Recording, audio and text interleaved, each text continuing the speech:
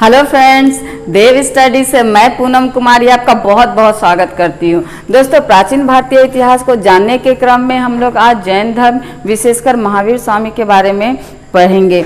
किंतु जैन धर्म या महावीर स्वामी के बारे में जानने से पहले, पढ़ने से पहले हम लोग उस काल की परिस्थितियों को जानने का प्रयास करेंगे जिस परिस्थितियों में इस धर्म का उदय होता है, जन्म होता है। तो दोस्तों, उत्तर वैदिक काल का जो समय होता है वो लोहे की खोज की वजह से लोगों के जीवन में बहुत बड़ा परिवर्तन लेकर आता है। यानी ये काल एक परिवर्तन का काल माना जाता है, चाहे वो परिवर्तन राजनीतिक क्षेत्र में हो, आर्थिक क्षेत्र में हो, चाहे सामाजिक क्षेत्र में हो। तो इस परिवर्तन से जो धार्मिक क्षेत्र है वो भी अधूरा नहीं रहता है, अछूता नहीं रहता है। धार्मिक क्षेत्र भी इस परिवर्तन से बच नहीं पाता है। तो धार्मिक क्षेत्र में चूंकि ऋग्वैदिक काल में हमने देखा था कि बाह्य आडंबर, कर्मकांड, पूजा पाठ, यज्ञ आदि जो बलि की कुरीतियाँ थी वो इतनी ज़्यादा बढ़ गई थी कि जनसाधारण इस चीज़ से परेशान थे। वो इस चीज़ में चेंजेस चाहते थे, बदलाव चाहते थे, परिवर्तन चाहते थे। और उस परिवर्तन के रूप में उस काल में दो नए संप्रदायों का उदय होता है, जिनमें एक आस्तिक संप्रदाय होता है और एक नास्तिक संप्रदाय होता है। तो आस्तिक संप्रदाय तो ब्राह्मण धर्म का सुधरा हुआ रूप कह सकते हैं। वहीं जो नास्तिक संप्रदाय होता है, ये नास्तिक संप्रदाय ईश्वर में विश्वास नहीं करते हैं, ईश्वर की सत्ता को वो नकारते हैं, किंतु वो जो है मानवता में विश्वास करते हैं। तो इस नास्तिक संप्रदाय के रूप में दो धर्मों का उदय होता है, एक बौद्ध धर्म और एक जैन धर्म। तो इस नास्तिक संप्रदाय के जैन धर्म के बारे में आज हम लोग जानने का प्रयास करेंगे। तो सबसे पहले हम लोग इसके उद्भव के कारणों को जानने का प्रयास करेंगे। तो इसके उद्भव के कारणों में जो पहला कारण है वो है वर्ण व्यवस्था। दोस्तों, हमने ऋग्वैदिक काल में देखा था कि जो वहाँ का समाज था वो चार भागों में विभक्त था।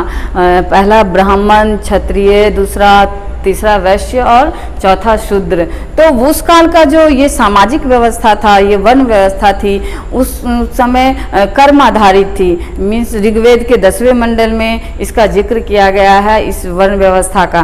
तो जो ऋग्वैदिक काल में ये वर्ण व्यवस्था कर्म आधारित थी, वो उत्तर वैदिक काल आते आते ये व्यवस्था जो है कर्म आधारित ना रह करके ये जन्म आधारित हो जाता है। मीन्स अगर कोई ब्राह्मण के कुल में जन्म लिया है बच्चा तो वो ब्राह्मण ही कहलाएगा। अगर ये कोई क्षत्रिय के कुल में जन्म लिया है तो वो क्षत्रिय कहलाएगा। उसी प्रकार कोई अगर वैश्य के कुल में जन्म लिया है तो वो वैश्य कहलाएगा, और शूद्र के कुल में जन्म लिया है तो वो शूद्र कहलाएगा।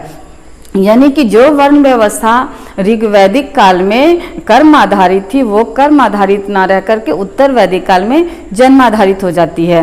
तो ये जो जन्म आधारित व्यवस्था है, इससे यानी ये चारों वर्ग एक दूसरे की स्थिति से परेशान रहते हैं, अपनी स्थिति में वो परिवर्तन चाहते हैं। क्योंकि ब्राह्मण जो धर्म है, यानी इस समाज का जो ब्राह्मण वर्ग है वो सर्वोच्च स्थान पे होता है। तो क्षत्रिय वर्ग है, इस यानी ब्राह्मण की सर्वोच्चता से वो परेशान रहते हैं, वो ब्राह्मण की सर्वोच्चता को कहीं ना कहीं चुनौती देते हैं, नापसंद करते हैं। तो ये काल जो है, यानी ये उत्तर वैदिक काल जो है, ये आपका यानी ब्राह्मण और क्षत्रियों के बीच संघर्ष का काल भी रहता है, यानी संघर्ष का काल माना जाता है। क्षत्रिय ये सोचते हैं कि जो शासन व्यवस्था हम चलाते हैं, राजकाज हम संभालते हैं, सेना का संचालन हम करते हैं, युद्ध में हम भाग लेते हैं, किंतु ये ब्राह्मण सर्वोच्च क्यों है? तो वो कहीं ना कहीं ब्राह्मण की सर्वोच्चता से परेशान रहते हैं, उस सर्वोच्चता को वो नापसंद करते हैं और उस व्यवस्था में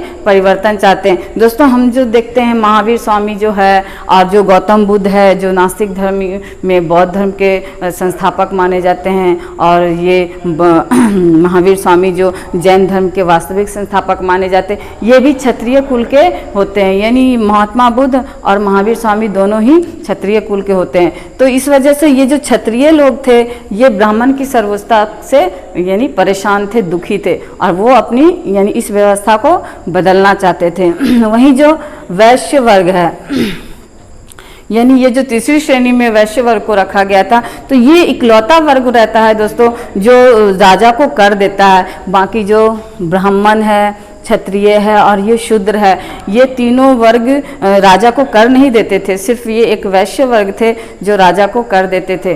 तो ये जो चूंकि राजा को जो ये कर देते थे, राजा की मदद करते थे, उसके राजकाज को चलाने में जो सहायता करते थे, तो इसके बदले में वो चाहते थे कि वो राजनीतिक जीवन हो चाहे सामाजिक जीवन हो, उसमें बदलाव हो, यानी उनको कोई पद दिया जाए, उनको उस अनुसार सम्मान दिया जाए, उस अनुसार स्थान दिया जाए। किंतु वो जो उस समय का जो व्यवस्था है उसमें ये वैश्विक वर्ग को ऐसा कुछ स्थान नहीं मिलता है, तो ये भी उस काल की परिस्थितियों से परेशान रहते हैं। वहीं जो शूद्र वर्ग है, चूँकि ये सबसे निचले पायदान पर होता है, तो ये भी कहीं ना कहीं दुखी रहते हैं, क्योंकि उस काल की जो परिस्थितियाँ ऐसी थी कि जैसे अगर कोई ब्राह्मण वर्ग का सदस्य वही अपराध करता है तो उसके लिए अलग सजा का प्रावधान था, और वहीं अगर कोई शूद्र वर्ग का व्यक्ति अगर वही अपराध करता है तो उसे सज़ा अधिक दी जाती थी। यानी वही अपराध ब्राह्मण करे तो उसे सज़ा कम दी जाती थी,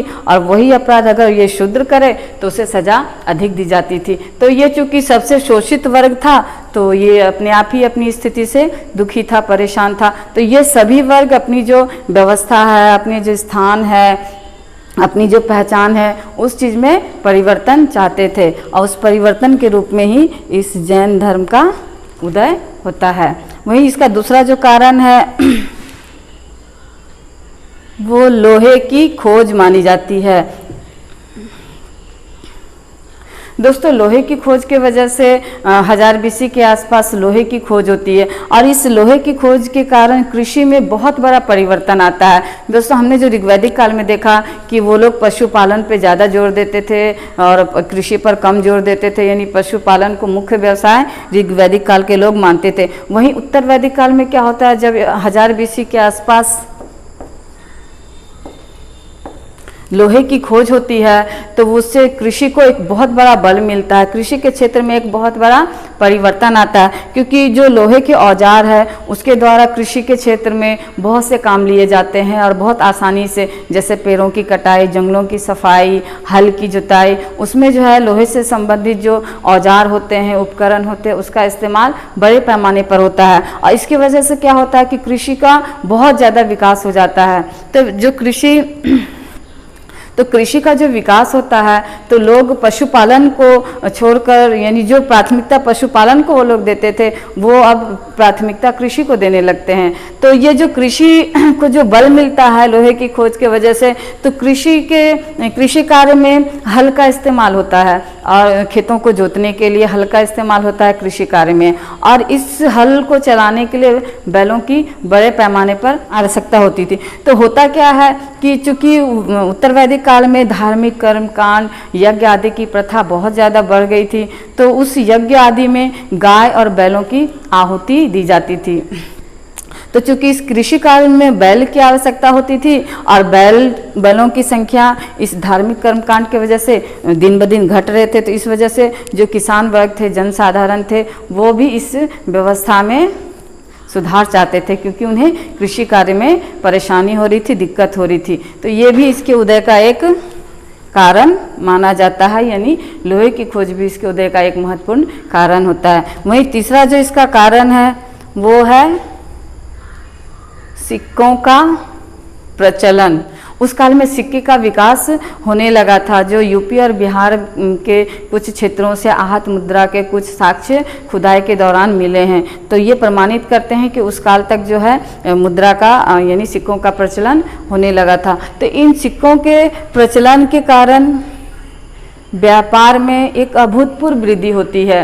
मीन्स जो ऋग्वैदिक काल में व्यापार वस्तु विनिमय के द्वारा होता था, मीन्स उस समय सिक्कों का प्रचलन नहीं हुआ था, तो इस वजह से सिक्कों के प्रचलन के कारण यहाँ पर जो है व्यापार में बहुत वृद्धि होती है, क्योंकि सिक्कों के प्रचलन के कारण आदान प्रदान का जो कार्य है वो बहुत आसान हो जाता है, यानी व्यापार के कार्य में आसानी होती है, और इस वजह से व्यापार में वृद्धि होती है।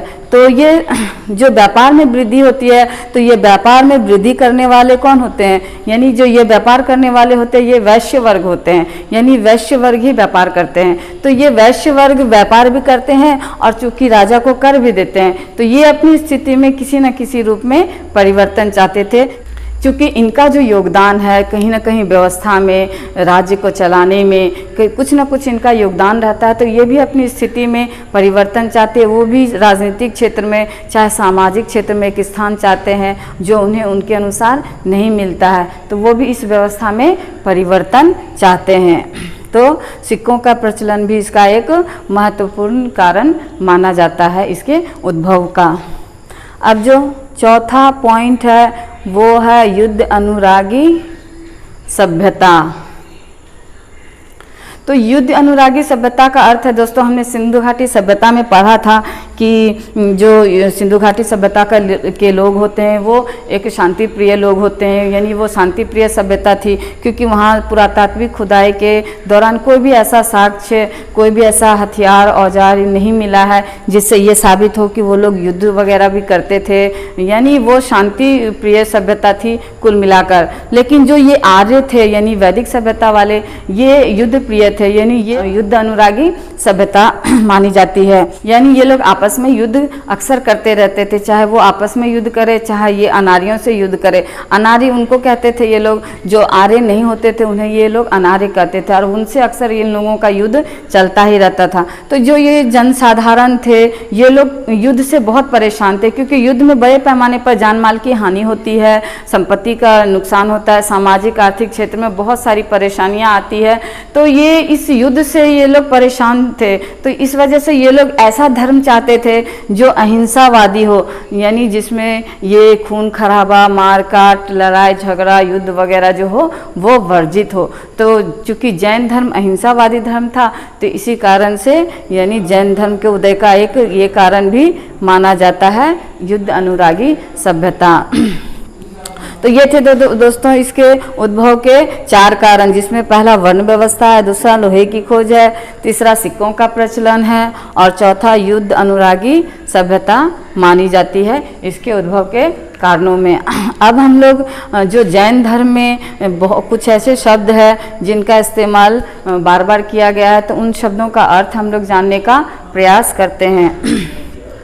तो सबसे पहले जो जैन धर्म का जैन शब्द है उसका अर्थ हम लोग जानने का प्रयास करते हैं। तो दोस्तों ये जो जैन शब्द है ये जिन शब्द से बना है, यानी ये जो जैन शब्द है इसकी उत्पत्ति जिन शब्द से हुई है, और इस जिन शब्द का अर्थ होता है विजेता।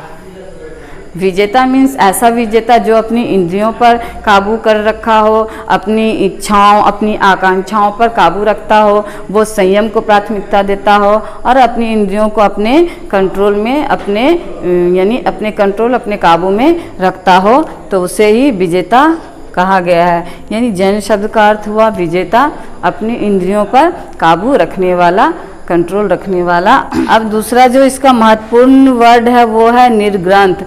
तो इस निर्ग्रंथ का अर्थ होता है दोस्तों महात्मा। महात्मा यानी बंधनों से मुक्त, जो सभी प्रकार के बंधनों से मुक्त हो, यानी ऐसा व्यक्ति जो सभी प्रकार के बंधनों से मुक्त हो, चाहे वो सांसारिक बंधन कोई भी हो, रिश्ते नाते, सामाजिक, राजनीतिक, जो भी बंधन हो इंसान के जीवन में उससे वो मुक्त हो, तो उसे महात्मा कहा गया है, निर्ग्रंथ कहा गया है। यानी निर्ग्रंथ का अर्थ होता है महात्मा जो सभी प्रकार के बंधनों से मुक्त हो। इसका तीसरा जो वर्ड है वो है तीर्थंकर। तो तीर्थंकर का अर्थ होता है अधिष्ठाता, यानी अध्यक्ष या आचार्य। दोस्तों जो कोई भी धर्म का संस्थापक हो, चाहे उसको चलाने वाला हो, उसको आगे लेके जाने वाला हो, उसके कार्यकाज को देखने वाले हो, उसके विस्तार का जो कार्य करने वाले होते हैं, उसे तीर्थंकर कहा जाता है। तीर्थंकर मीन्स अधिष्ठाता, अध्यक्ष या आचार्य कहलाता है।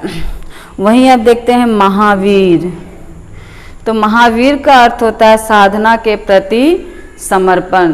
महावीर स्वामी का जो जब वो 30 वर्ष की आयु में गृह का त्याग करते हैं तो 12 वर्ष की कठोर तपस्या यानी इधर उधर ज्ञान की तलाश में भटकने के पश्चात उन्हें 12 वर्ष के बाद ज्ञान की प्राप्ति होती है। इस दौरान उनका जो वस्त्र है वो पूरी तरह से फट जाता है और वो लोग उन्हें पागल समझते हैं। वो इधर उधर जंगलों में जहाँ तहाँ भटकते हैं ज्ञान की तलाश में। वो इस प्रकार से अपनी यानी अपनी खोज अपनी तपस्या में इस प्रकार वो लीन रहते हैं कि उन्हें कुछ भी होश नहीं रहता है। लोग उन्हें पागल समझते हैं लेकिन वो फिर भी अपनी तपस्या में लीन रहते हैं, उस पर अडिग रहते हैं। अपनी तपस्या में वो इतने लीन रहते हैं कि उससे वो उनको दुनिया का कोई होश नहीं रहता है।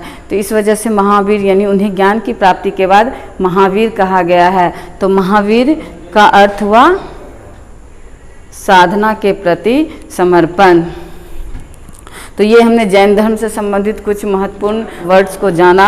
अब देखते हैं इसकी पृष्ठभूमि यानी जैन धर्म की पृष्ठभूमि को अब हम लोग जानने का प्रयास करते हैं। तो जैन धर्म में जो है कुल मिलाकर 24 तीर्थंकर हुए, यानी इस धर्म को आगे ले जाने वाले जो है वो 24 तीर्थंकर माने जाते। तो इनमें जो पहले तीर्थंकर है जो इनको संस्थापक कह सकते हैं इस जैन धर्म के, तो वो ऋषभदेव माने जाते हैं, जिन्हें आदिनाथ या वृषभदेव भी कहा गया है। इसके बाद 2, 3, 4, 5 करके इस तरह से क्रमानुसार 24 तीर्थंकर हुए। तो हम लोग 24 तीर्थंकर के बारे में तो नहीं पढ़ेंगे क्योंकि इससे इतना ज़्यादा प्रश्न आता नहीं, यानी एग्जाम्स में किन से ज़्यादा प्रश्न पूछा जाता है उनके बारे में हम लोग जानने का प्रयास करेंगे। तो इसके जो 22वें तीर्थंकर हुए वो अरिष्टनेमी हुए। प्रथम और 22वें तीर्थंकर का जिक्र ऋग्वेद में किया गया है। तो बहुत बार इससे भी प्रश्न आता है कि जो ऋग्वेद में किन गुरुओं का या किस तीर्थंकर का जिक्र किया गया है। तो इसका उत्तर होगा ऋषभदेव और अरिष्टनेमी। आगे हम लोग जैन धर्म के 23वें तीर्थंकर के बारे में जानने का प्रयास करेंगे। तो इस धर्म के जो 23वें तीर्थंकर होते हैं वो पार्श्वनाथ होते हैं। दोस्तों इससे भी संबंधित बहुत सारे प्रश्न एग्जाम्स में पूछे जाते हैं, जैसे इनका जन्म, इनके पिता और इन्हें ज्ञान की प्राप्ति कहाँ हुई है। तो हम लोग ये सब जानने का प्रयास करते हैं। तो इनका जो जन्म है काशी वाराणसी में होता है, जो अभी वर्तमान में उत्तर प्रदेश का क्षेत्र माना जाता है। इनके जो पिता है वो अश्वसेन रहते हैं, जो काशी के राजा रहते हैं, यानी इनके पिता का नाम अश्वसेन रहता है, जो वो काशी के राजा होते हैं। अब ज्ञान की प्राप्ति के बारे में जानते हैं। तो इन्हें जो ज्ञान की प्राप्ति है समेध पर्वत पर होता है। दोस्तों ये भी 30 वर्ष की आयु में गिरि का त्याग करते हैं और कई वर्ष इधर उधर भटकने के पश्चात, यानी ज्ञान की प्राप्ति में बहुत वर्ष इधर उधर वो भटकते हैं, तपस्या करते हैं, उसके पश्चात इन्हें ज्ञान की प्राप्ति होती है। और ये ज्ञान की प्राप्ति है इन्हें समेध पर्वत पर होती है। आगे हम लोग पार्श्वनाथ यानी 23वें तीर्थंकर जो है पार्श्वनाथ, उनसे संबंधित 4 शिक्षाओं के बारे में जानने का प्रयास करते हैं। तो उनके द्वारा जो दी गई 4 शिक्षाएं हैं ये बहुत महत्वपूर्ण मानी जाती है इस धर्म में। तो ये जो 4 शिक्षाएं हैं इसमें पहला जो है वो सत्य होता है। तो सत्य का अर्थ हुआ यहाँ सत्य बोलना, सदैव सत्य का साथ देना, सत्य के राह पर चलना, सत्य पर अडिग रहना। दूसरा जो है वो है अहिंसा।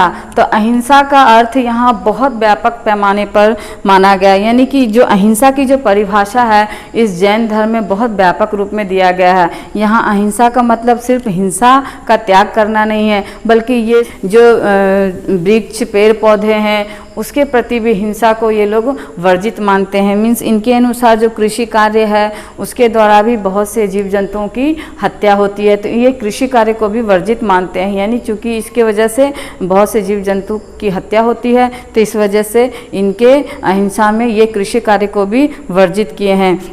दोस्तों हमने देखा है कि कई बार जो ये लोग हैं मुख पे कपड़ा या मास्क टाइप का बांध के रखते हैं। तो इनका मानना है कि जो हम लोग सांस लेते हैं और छोड़ते हैं उसके द्वारा भी बहुत से जीवाणु, बहुत से कीटाणु हमारे अंदर आता है। तो उसके वजह से यानी हमारे सांस के द्वारा भी बहुत से बैक्टीरिया, बहुत से विषाणु, जीवाणु की मृत्यु होती है, हत्या होती है। तो उनके अंतर्गत ये भी हिंसा का एक रूप माना जाता है। इस वजह से ये लोग कुछ टाइम मुँह के ऊपर कपड़ा बांध के रखते रखते हैं ताकि किसी जीव की हत्या ना हो। तो इसलिए जैन धर्म में जो है अहिंसा का अर्थ बहुत व्यापक रूप में दिया गया है, जिसमें वन, मन, क्रम, वचन आदि से किसी जीव को तकलीफ या दुख ना पहुंचाया जाए। तो ये जैन धर्म में अहिंसा का अर्थ बहुत व्यापक माना गया है। वहीं तीसरा जो शिक्षा है वो आस्ते है। आस्ते का अर्थ होता है चोरी नहीं करना, यानी ये इसे एक सामाजिक बुराई माना गया है, जिसमें चोरी को पूर्णतः वर्जित किया गया है। चाहे वो चोरी परिवार को भरण पोषण के लिए किया जाए या वो जीविकोपार्जन के रूप में किया जाए, तो चोरी को वर्जित किया गया, यानी आस्ते का अर्थ चोरी हुआ जो पूर्णतः यहाँ वर्जित है। चौथा जो इसका महत्वपूर्ण उपदेश है या शिक्षा है वो है अपरिग्रह। तो अपरिग्रह का अर्थ होता है किसी भी चीज़ का संग्रहण नहीं करना, चाहे वह संग्रहण संपत्ति का हो, किसी वस्तु का हो, यानी आवश्यकता से अधिक किसी भी वस्तु या किसी भी चीज़ का संग्रहण अपने जीवन काल में नहीं करना है। दोस्तों, जो ये जैन धर्मावलंबी होते हैं, ये जो यानी जैन भिक्षुक होते हैं, ये जो भिक्षा का भी यानी अपने दैनिक जीवन के लिए जो ये भिक्षा ग्रहण करते हैं वो भी अपनी आवश्यकता से अधिक नहीं ग्रहण करते हैं, यानी किसी भी चीज़ का संग्रहण को इस धर्म में वर्जित किया गया है और इसे अपरिग्रह कहा गया है। अब जो इस धर्म का 5वां महाव्रत है वो ब्रह्मचर्य माना गया है, यानी ब्रह्मचर्य इस धर्म का 5वां महाव्रत कहा गया है, जो महावीर स्वामी के द्वारा यानी इसके जो 24वें तीर्थंकर हुए महावीर स्वामी उनके द्वारा ये ब्रह्मचर्य इस जैन धर्म में शामिल यानी 5वां महाव्रत के रूप में शामिल किया गया है। यानी महावीर स्वामी के आने के पहले ही इन 5 महाव्रतों में 4 महाव्रत जो है सत्य, अहिंसा, आस्ते और अपरिग्रह ये शामिल हो चुका था और 5वां महाव्रत जैन धर्म में महावीर स्वामी के द्वारा शामिल किया गया है। अब महावीर स्वामी के बारे में हम लोग जानने का प्रयास करते हैं। तो महावीर स्वामी जो है दोस्तों इस जैन धर्म के वास्तविक संस्थापक माने जाते हैं, क्योंकि इनके काल में जितना इस धर्म का विकास होता है, विस्तार होता है, प्रचार होता है, उतना अन्य किसी भी तीर्थंकर यानी इनके पहले जो 23 तीर्थंकर हुए उन 23 तीर्थंकर में किसी भी काल में इतना वृद्धि, इतना विस्तार इस धर्म का नहीं हुआ जितना इनके जीवन काल में इस धर्म का विकास और विस्तार होता है। तो अगर एग्जाम्स में ये पूछा जाए कि जैन धर्म का वास्तविक संस्थापक कौन है तो उसका उत्तर हो जाएगा आपका महावीर स्वामी। और अगर सिर्फ ये पूछा जाए कि जैन धर्म का संस्थापक कौन है तो इसका उत्तर हो जाएगा ये ऋषभदेव, जो इसके प्रथम तीर्थंकर हुए, जिन्हें आदिनाथ और ऋषभदेव भी कहा गया है। तो ये जो वास्तविक संस्थापक है महावीर स्वामी इस धर्म के, उनके बारे में यानी उनके जन्म से और उनके जीवन से संबंधित हम लोग आगे जानकारियाँ देखते हैं। तो उनका जो जन्म है 540 BC में कुंडग्राम वैशाली में होता है। तो कई बार कुंडग्राम भी एग्जाम्स में दिया रहता है और कई बार वैशाली भी दिया रहता है, तो कई बार दोनों दिया रहता है। तो जिस तरह का ऑप्शन होगा उस अनुसार वहाँ पे आप लोग आंसर को टिक कीजिएगा। दोस्तों, हम लोग महावीर स्वामी से संबंधित जानकारियों को हम लोग महात्मा बुद्ध से रिलेट करके पढ़ेंगे। इससे क्या फ़ायदा होगा कि एग्ज़ाम्स में जो कन्फ्यूज़न क्रिएट होता है, मीन्स एग्ज़ाम में पूछा जाता है जब भी प्रश्न इनके जन्म से संबंधित या इनके परिवार से संबंधित, तो उस टाइम एग्ज़ाम पीरियड में कन्फ्यूज़न क्रिएट होता है। मान लिया जाए कि पूछा जाए कि महात्मा बुद्ध का जन्म कब हुआ, तो वो वहाँ 563 ईस्वी भी दिया जाए और 540 दिया जाए, तो वहाँ पे कन्फ्यूज़न क्रिएट होता है कहीं ना कहीं। तो हम लोग उस कन्फ्यूज़न से बचने के लिए हम लोग महात्मा बुद्ध और महावीर स्वामी दोनों को साथ लेकर के पढ़ेंगे। तो इससे क्या होगा, उस कन्फ्यूज़न से भी बच जाएंगे और इस महावीर स्वामी के साथ साथ गौतम बुद्ध का भी रिवीजन हो जाएगा। तो इनका जन्म तो हम लोग देखें 540 BC में कुंडग्राम वैशाली में होता है, वहीं महात्मा बुद्ध का जो जन्म है वो 563 BC में होता है। इनकी जो मृत्यु है 468 BC में पावापुरी में होती है। 72 वर्ष की आयु में इनकी मृत्यु होती है, जबकि महात्मा बुद्ध की जो मृत्यु है वो 80 वर्ष की आयु में होती है। इनके जो पिता है उनका नाम सिद्धार्थ रहता है, वहीं महात्मा बुद्ध के जो पिता है उनका नाम सुद्धोधन रहता है और वो शाक्य कुल के रहते हैं। वहीं इनके पिता सिद्धार्थ ज्ञात्रिक कुल के क्षत्रिय होते हैं।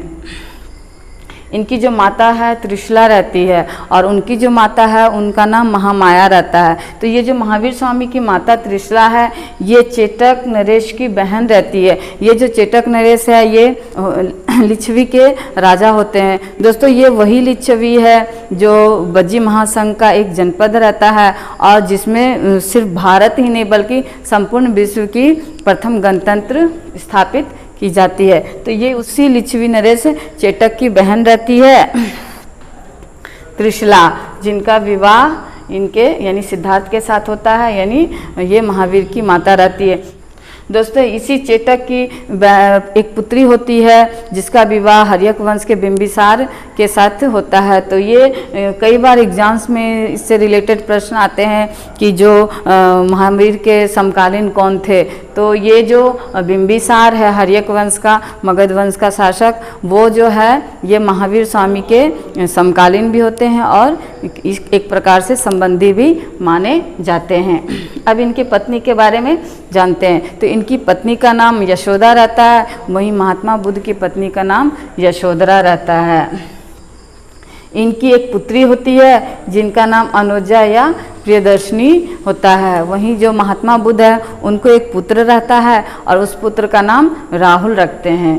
अब गृह त्याग के बारे में जानने का प्रयास करते हैं। तो महावीर स्वामी जो है 30 वर्ष की आयु में गृह का त्याग करते हैं। वहीं जो गौतम बुद्ध है वो 29 वर्ष की आयु में गृह का त्याग करते हैं। अब ज्ञान की प्राप्ति देखते हैं। तो महावीर स्वामी को ज्ञान की प्राप्ति जाम्भिक ग्राम में शाल वृक्ष के नीचे ऋजुपालिका नदी के किनारे होता है। वहीं जो गौतम बुद्ध है, जहाँ महावीर स्वामी को जाम्भिक ग्राम में ज्ञान की प्राप्ति होती है, वहीं गौतम बुद्ध को बोध गया में ज्ञान की प्राप्ति होती है। इन्हें शाल वृक्ष के नीचे ज्ञान की प्राप्ति होती है तो महात्मा बुद्ध को पीपल वृक्ष के नीचे ज्ञान की प्राप्ति होती है। वहीं जो महावीर को ऋजुपालिका नदी के किनारे ज्ञान की प्राप्ति होती है, वहीं महात्मा बुद्ध को नीलंजना नदी के किनारे ज्ञान की प्राप्ति होती है। और महावीर स्वामी को 12 वर्ष के पश्चात यानी 12 वर्ष की कठोर तपस्या के पश्चात ज्ञान की प्राप्ति होती है, कैवल्य की प्राप्ति होती है। वहीं महात्मा बुद्ध को 6 वर्ष की तपस्या के पश्चात ज्ञान की प्राप्ति होती है। दोस्तों 30 वर्ष की आयु में महावीर स्वामी गृह का त्याग करते हैं और दोस्तों 30 वर्ष की आयु में महावीर स्वामी गृह का त्याग करते हैं और 12 वर्ष की कठोर तपस्या के पश्चात यानी 42 वर्ष की आयु में उन्हें ज्ञान की प्राप्ति होती है। वहीं जो महात्मा बुद्ध है वो 29 वर्ष की आयु में गृह का त्याग करते हैं और 35 वर्ष की आयु में उन्हें ज्ञान की प्राप्ति होती है। यानी 6 वर्ष की आयु कठोर तपस्या के पश्चात महात्मा बुद्ध को ज्ञान की प्राप्ति होती है, वहीं महावीर स्वामी को 12 वर्ष की कठोर तपस्या के पश्चात ज्ञान की प्राप्ति होती है। और जो महावीर स्वामी यानी जैन धर्म में ज्ञान की प्राप्ति को कैवल्य से संबोधित किया गया है, वहीं बौद्ध धर्म में महात्मा बुद्ध को जब ज्ञान की प्राप्ति होती है तो उन्हें बुद्धत्व कहा गया है। यानी बौद्ध धर्म में ज्ञान की प्राप्ति को बुद्धत्व से संबोधित किया गया है, वहीं जैन धर्म में ज्ञान की प्राप्ति को कैवल्य से संबोधित किया गया है। तो ये थे दोस्तों महावीर स्वामी और जैन धर्म से संबंधित कुछ महत्वपूर्ण जानकारियाँ। अगले वीडियो में हम लोग जैन धर्म से संबंधित इनकी संगीतियाँ, इनके उपदेश आदि के बारे में जानने का प्रयास करेंगे। तो अगर आपको मेरा यह वीडियो पसंद आता है तो मेरे चैनल को लाइक और सब्सक्राइब जरूर करें। धन्यवाद दोस्तों।